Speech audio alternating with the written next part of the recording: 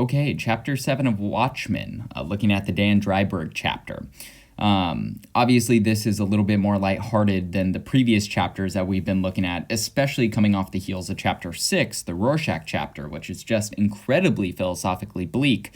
I mean, for most of this novel, every chapter that we've been looking at has been dealing with themes that deal primarily with the moral ambiguity of the world, the loss of structure and purpose within the world of modernity, and the depravity of mankind, all of which leads to very negative and pessimistic conclusions. The philosophies that we've looked at, the comedian, Dr. Manhattan, and Rorschach, do not seem to have anything good to say about the world. They seem to be quite negative. Dan Dreiberg, I think, has a much more affirming vision of the world, as we'll see here. I always wrote off this chapter as not being very philosophically interesting, but as I went through on this read-through, really paying close attention and thinking critically about how would I construct a lecture video around this chapter, I came to realize that I think there's actually some really important ideas on here, some that hopefully you will find more personally relevant. I understand that perhaps these big, weighty philosophical ideas about the potential meaninglessness of the universe are not the questions that probably weigh on you on a day-to-day basis, but I think the themes that we'll be looking at in this chapter, which in my opinion deal primarily with the importance of dreams and fantasies and following the imagination, as opposed to the world of rationality and practicality, I think are very relevant to our lives, and particularly probably relevant to your life as you are making your way through high school. Getting closer to college, you're probably starting to feel the pressures of the quote-unquote real world bearing down on you. And you, like Dan Dreiberg, as I'll show once we start doing a close reading, probably feel the pressures to begin to repress those elements of yourself that you could be in touch with as a kid, right? The fantasies, the dreams, the imagination, but that as you get older, all these forces around you tell you to suppress those, to do something pragmatic, to do something more realistic, to do something that will be more economical, so on and so forth. And so I think those are the tensions that are going on here. And we can see this in this opening image. I think what we're looking at, it's very zoomed in as normal. It's one of the goggles of Dan Dreiberg's night owl costume. And so goggles, this lens that we are looking at, is reflecting his airship, right, which he calls Archie. Archie, as we'll show, is a nice symbol. For the romance tales that we'll be talking about, the knights in shining armor, which are a big source of inspiration for this more romantic and fantasy-oriented worldview. And also the goggles themselves, I think, are good symbols of approaching the world through a different lens. And we'll see that this lens is able to dispel much of the darkness that perhaps we encounter within our lives. So with that, let's go through. And we'll see here, right, again, I think this chapter is more lighthearted, which is nice. You know, there's some jokes. Lori, as she's trying to light her cigarette, accidentally sets off a flamethrower. Dan comes down, and you can see that his mindset is increasingly paranoid. Whereas he at first wrote off Rorschach as probably being a rabid lunatic, is now those ideas are starting to take hold in his mind now that there's been an attempted assassination on Adrian Veidt's life, or Ozymandias. The comedian has obviously been murdered. Rorschach has been set up and taken into prison. Dr. Manhattan, there was obviously a plot hatched against them. So we're starting to see that, whoa, perhaps there's some validity to what Rorschach's saying, and that's starting to take hold for Dan. And he's starting to get pretty worried here. But as these conversations take hold, you'll see there's some interesting stuff here that connects to the main theme that I've been saying. So Lori in this bottom panel says, "You've got some wonderful stuff down here. It's like a magician's cave or something." So notice that language, magician, is linked to fantasy. It's opposed to reality. Next, what? With all these leaks and puddles? No, maybe it used to seem like that to me once, but these days it's sort of an embarrassment. Looking back, it all seems so, well, childish, I guess. Just like a school kid's fantasy that got out of hand. That's, with hindsight, on reflection. And notice, once again, right, the reflection of them within the image of his goggles. upon reflection, it's easy to realize, or it's easy to convince yourself that your childhood fantasies are just that, right? They're childish, they're meant to be disregarded, they're meant to be laughed at. And notice, right, that was the comedian's argument. And even if you remember Hollis Mason's Under the Hood, Hollis Mason, admitted that much of what they were doing when they got together and created, not the Crime Busters, the Minutemen, was childish. It was naive. The comedian refers to it as playing cowboys and Indians. And so you can see here all of those subliminal critiques that I think have been made throughout this graphic novel, critiquing people who would dress up as superheroes. I mean, just think of how ridiculous that would be. I think certainly have pressured Dan. They have repressed that aspect of his self. So let's keep going. So we find out Lori was primarily influenced by living out the fantasy of her mother. She says, yes, well, at least you were living out your own fantasies. I was living out my mother's. You know, I'm really impressed by all this equipment. It must have cost you a fortune. What's this cabinet over here? Oh, that's just souvenirs and junk like that. As for the money, my dad was in banking. He left me a lot of money when he died. I was always kind of surprised about that. I mean, he always seemed disappointed in me. He wanted me to follow him into banking, but I was just interested in birds and airplanes and mythology, kid stuff. And I would say this is the place where we can probably most heavily relate to Dan Dreiberg, right? We probably have these interests, these passions, things that we would love to pursue, whether that's making a podcast, whether that's creating music, whether that's doing some other form of artistic expression, writing, so on and so forth. And we have these interests, these hobbies, and oftentimes we're told, well, no, that's not going to be a career. What are you actually going to do? I got this question a lot in college when I would tell people I'm studying English, and oftentimes adults, they would look at me and say, well, what are you going to do with that? With kind of a mocking tone, right? And so certainly I think Dan Dreiberg is struggling with those same pressures. Banking, I think, is a job that is very much attuned to the pragmatic and economic realities of our existence. Go into banking, get a stable income. That way, your life will be set. As opposed to these other things, birds, airplanes, mythology. How are you going to make a career out of that? Is the question that people would raise. And then, this is a humorous moment. Lori finds an image. She's like, what's this? And he's like, that isn't anybody. It's just this vice queen I put away back in 1968. Called herself Dusk Woman or something. The Twilight Lady. She sent you her picture. And you can see this picture, right? From one night bird to another. Love from the Twilight Lady. And Dan says, yeah, well, I guess she had a sort of fixation. She was a very sick woman. I keep meaning to throw that picture away, but you know how it is. Laura's like, So what's going on here? I mean, this links to something, again, I think Hollis Mason had mentioned earlier in the novel, which is this idea that if you are still into superheroes past your childhood, it must be because there are these weird sexual hangups that you have, right? This must be some weird fetish. And that's a way of reducing these hobbies. The example today might be anime, that if you're really into anime as an adult, you must just be into these weird sexual aspects of it, so on and so forth. And so, this could be some further evidence that there are perhaps some childish or perverted aspects of his fantasy. But we'll continue to see how this plays out. And I think these ideas of fantasy as well as romance and sexuality are all going to be intertwined for Dan Dreiberg, and that will bring us to an idea of romance, as I will define it pretty briefly here.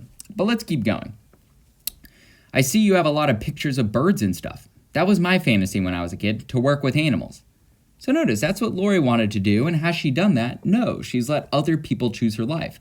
And so I think this chapter is very much about how to live an authentic existence, which is a similar idea as we were talking about in chapter 6 through the notion of authenticity and existentialism, but I think we're going to find that Dan Dreiberg finds a different path to get there, as opposed to a acknowledgement of the meaninglessness of existence. I think he has a more affirmative and romantic view of the world that harkens to the romantic writers, like the Transcendentalists or the British Romantics. Dan says, I liked birds, mostly just the idea of flying. As a kid, I read about Pegasus flying carpets, then later about birds and planes. Finally, I mastered in aeronautics and zoology at Harvard. Guess it helped me design this jalopy here. Jalopy, that's a word I haven't heard in a long time. He's like, probably picked it up from Hollis. Hollis was something else that influenced me as a kid. I idolized him. But then I guess that's pretty obvious. So, okay, let's keep going. We can see here he's showing her various aspects of the machine. And then over here we get another interesting bit of dialogue. As Laurie's talking about quitting smoking and that being a dangerous habit, Dan Dreiberg in this middle panel says, well, that's a very negative attitude. I mean, I had a dangerous habit myself once. And she said, you did? What happened? And he said, I quit. No problem. Oh, I mean, sure, at first I used to get cravings, but I held on in there. These days, it hardly bothers me at all. So it becomes clear from the imagery that he's talking about his superhero days. And of course, Laurie says, you're talking about, what we did. You still miss all that stuff. And he says, no, not really. Just sentiment, I guess. Come on, I'm finished here. Take the rear exit so you won't get dirty crawling under Archie. And she's like, Archie? He says, well, it's short for Archimedes, Merlin's pet owl and the sword and the stone, which is about King Arthur. If anybody has seen that movie, right, this is King Arthur as a kid being transformed into various animals and eventually being able to pull the sword that was supposed to be impossible to get out of the stone and then becoming king, right? I saw the Disney version once and, well, it's just a stupid nickname. Here's the exit, watch your step. And Laurie says, you were really into all that knights in armor fantasy stuff as a kid. And he says, yeah, I guess it figures, being a crime fighter and everything. It was just this adolescent romantic thing. So, okay, we can see here, if you've been missing it before, Alan Moore very much tips his hat and makes it clear what the central theme of this chapter is. It's about romantic attitudes. And in just, once I read these next two slides, I'll show you that romantic attitude is not purely about romance or is not purely about love. Let's keep going. Nothing wrong with adolescent romance, although most people don't spend so much money getting it. I mean, this basement, it's enormous. Why not sell some of this old equipment and turn it into, a gym or something?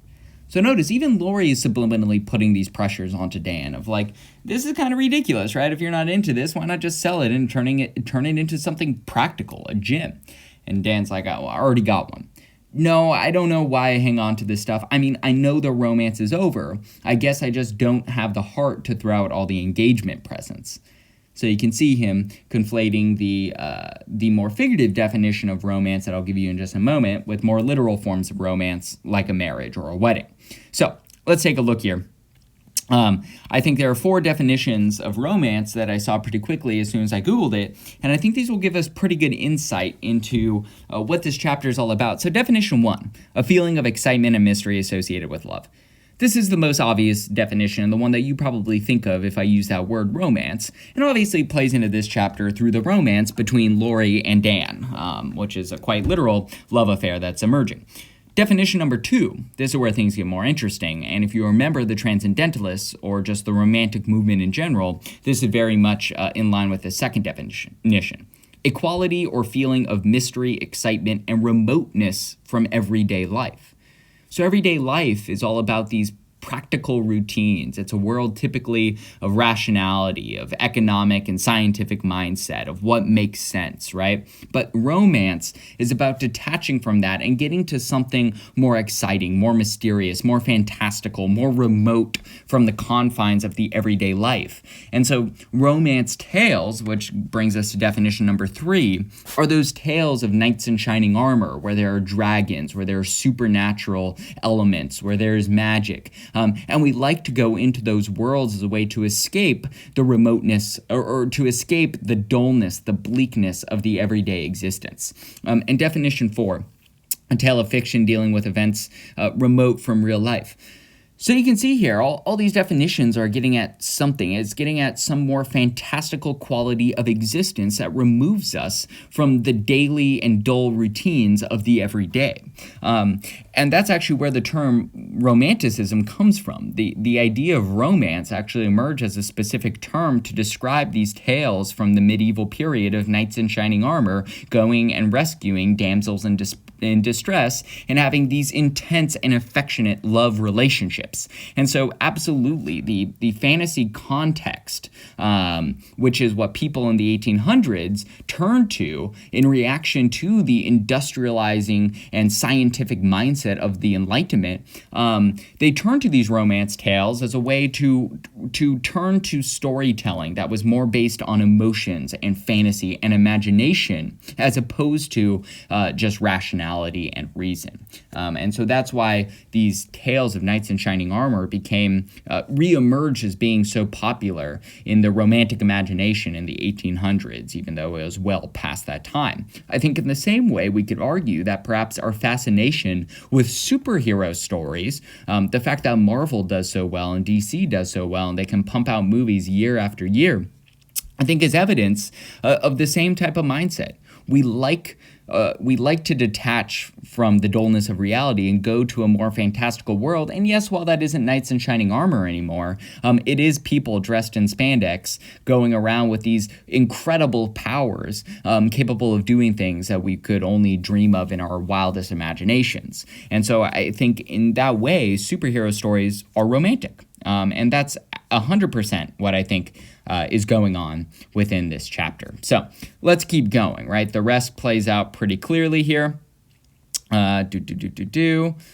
So as we're going on, in this middle panel, he makes it clear why he was so drawn to being a crime fighter. He says, like part of a brotherhood or something. That's why I sort of regretted the crime busters falling through back in 60, whenever it was.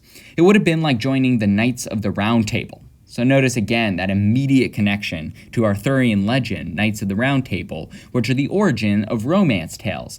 So Alan Moore's doing a great job of tying all the different definitions of romance together within this chapter, right? Love between him and Laurie, a detachment from reality and a return to fantasy, as seen through his obsession with owls and his obsession with crime fighting. And of course, the more literal definition, or at least its origin, of being about knights in shining armor.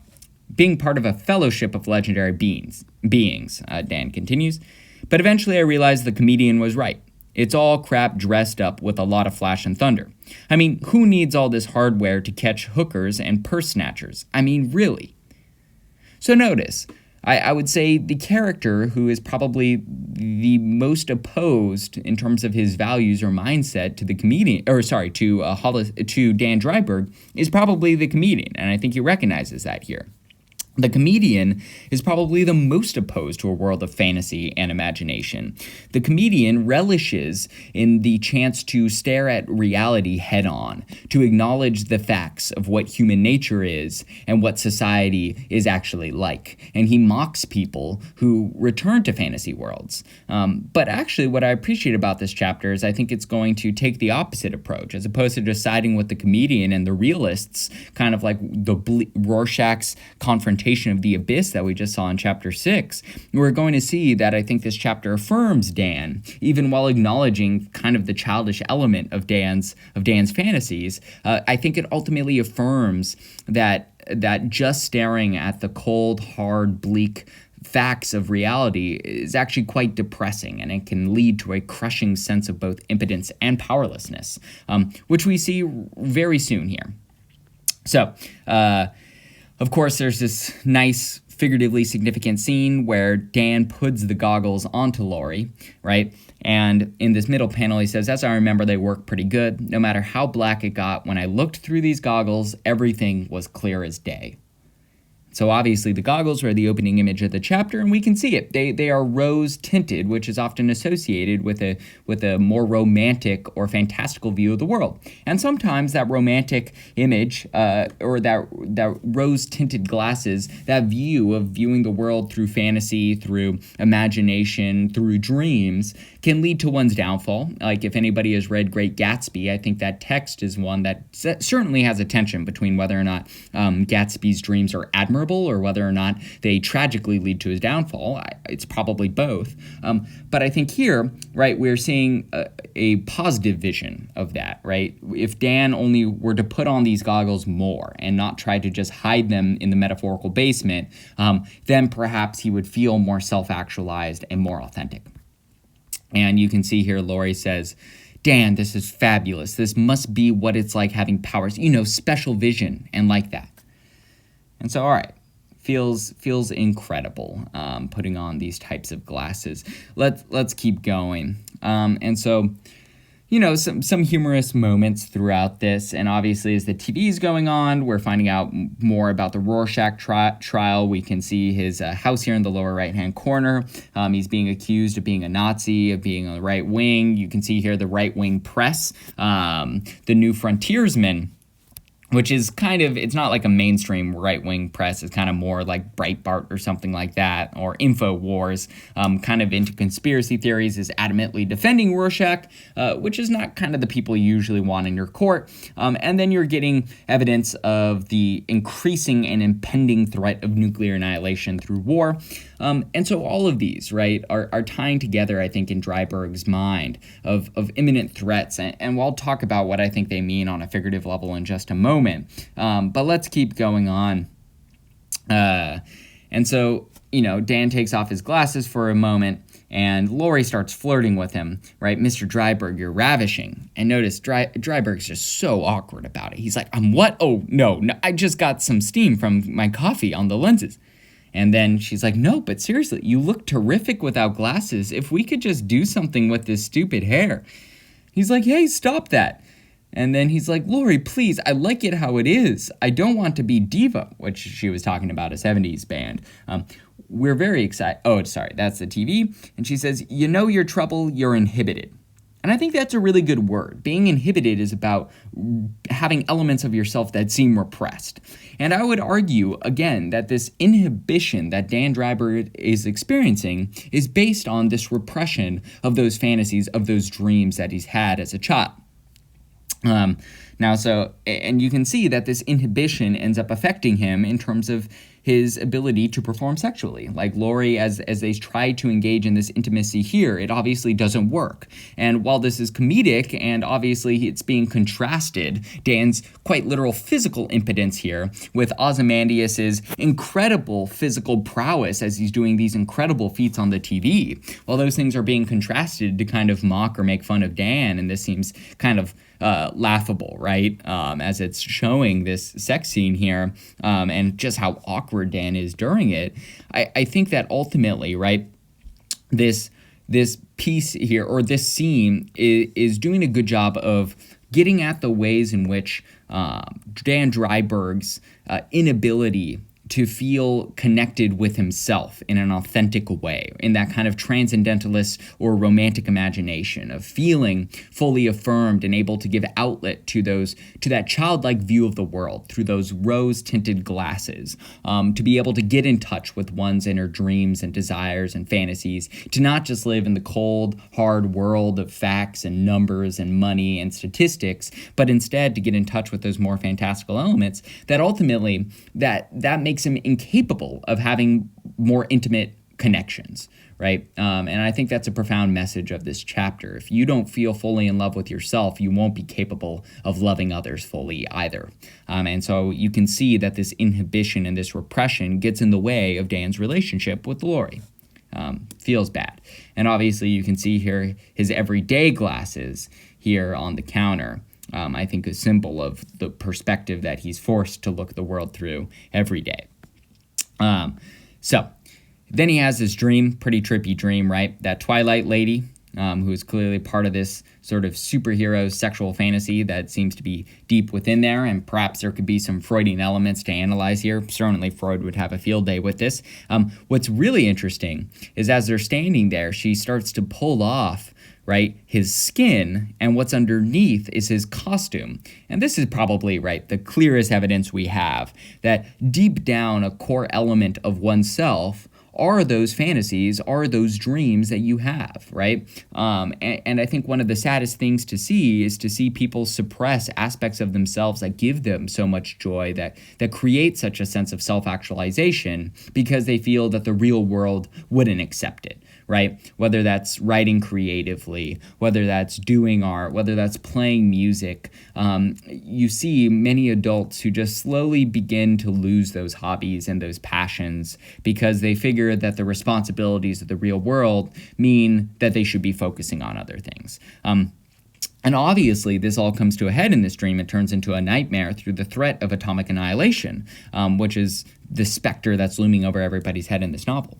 I would argue that I think, the Dan's increasing paranoia about perhaps a mass killer and, of course, the impending threat of nuclear annihilation, these are good symbols of the large existential crises that can make one feel impotent, that can make one feel a crushing sense of powerlessness. But I think it would be a mistake to say that, wow, if I was about to be faced with the possibility of extinction, one would really feel powerless. And instead to realize that I think the nuclear weapon, the threat of nuclear war, these ideas of threats to our physical existence, I think can be representative or symbolic of the aspects of reality that are tough to face, of the literal darkness that we will always have to confront at some point, whether that's getting ill, whether that's dealing with misfortune like the loss of a loved one, or even just getting older, right? All of those aspects are like this bomb here that force us to confront reality and can make us feel powerless and impotent.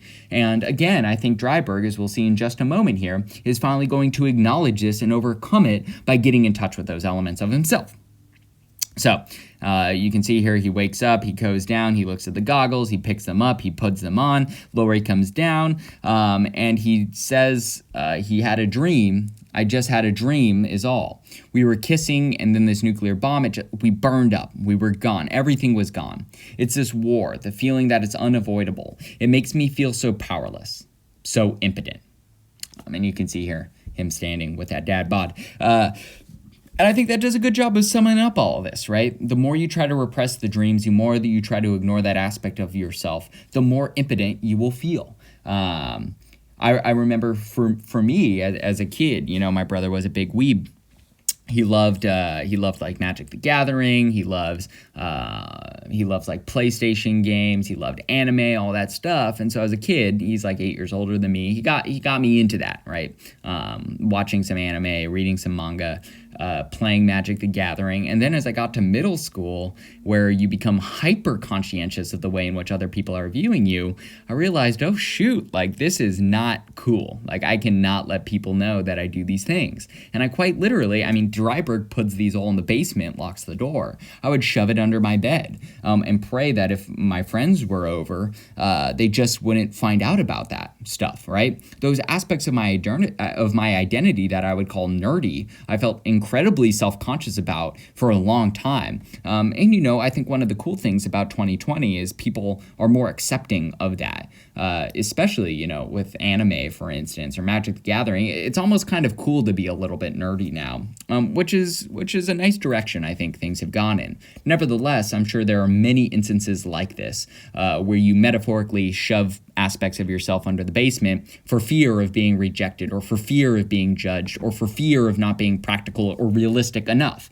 And Dreiberg's certainly dealing with that.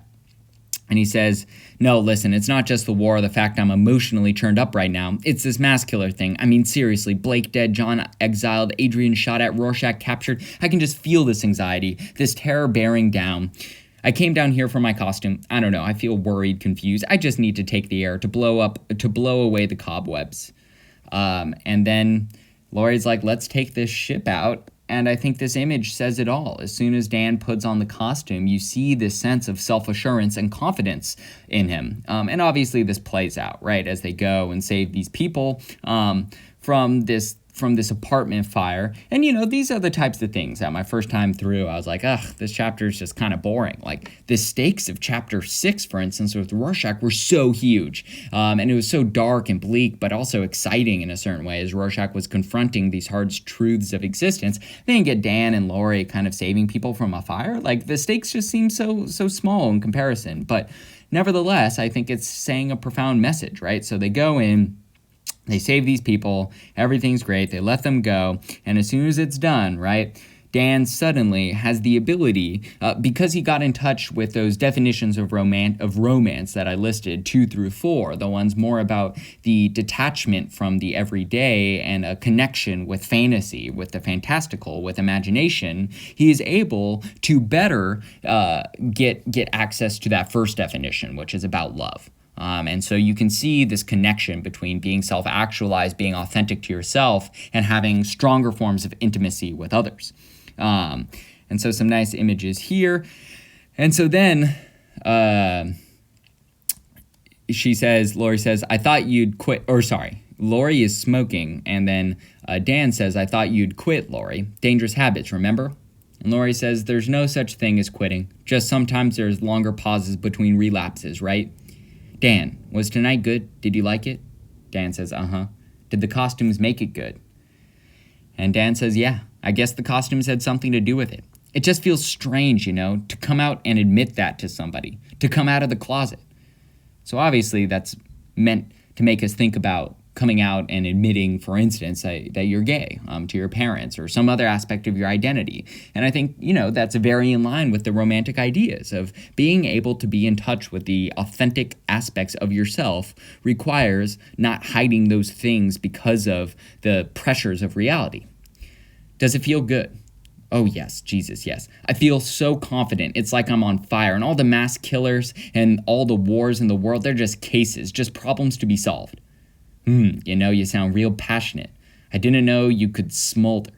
I'd hoped tonight might wake something inside you, but it sounds like it's awoken with an appetite. And he's like, you're right. It has a big appetite.